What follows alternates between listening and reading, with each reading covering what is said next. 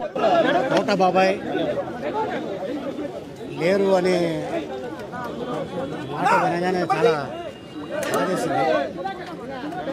ఒక బ్యాంకు ఎంప్లాయీగా, ఒక గొప్ప నటుడుగా, ఒక శాసనసభ్యుడిగా, ఒక పద్మశ్రీ అవార్డు గ్రహీతగా ఎన్నో వందల సినిమాల్లో అద్భుతమైన పాత్రలు చేసిన గొప్ప నటుడు. ఆ తరంలో ఎస్వి రంగారావు గారు, ఆ తర్వాత కైకాల సత్యనారాయణ గారు, ఆ తర్వాత కోట శ్రీనివాసరావు గారు.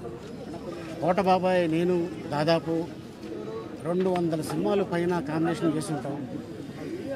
కొడుగ్గా, తమ్ముడుగా, ఫ్రెండ్గా, అసిస్టెంట్గా, తోటి నటుడిగా ఎన్నో సినిమాలు యాక్ట్ చేశాను.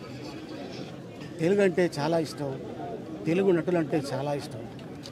తెలుగు మాట్లాడి అద్భుతంగా చేసే నటులు ఉంటే ఏమయ్యా వీళ్ళకి అవకాశాలు ఇవ్వండి అయ్యా అని చెప్పిన ఏకైక నటుడు కోట శ్రీనివాసరావు. ఎందుకంటే వాళ్ళు ఇండస్ట్రీని నమ్ముకొని వచ్చారు, వాళ్ళకి వేషాలు ఇవ్వండి అని ఎప్పుడు కో డైరెక్టర్లకి, డైరెక్టర్స్కి, నిర్మాతలకి అందరికీ రిక్వెస్ట్ చేశారు. అట్లాంటి అద్భుతమైన నటుడు ఈరోజు మన మధ్యన లేరు. దాదాపు 35 సంవత్సరాల నుంచి మా అనుబంధం.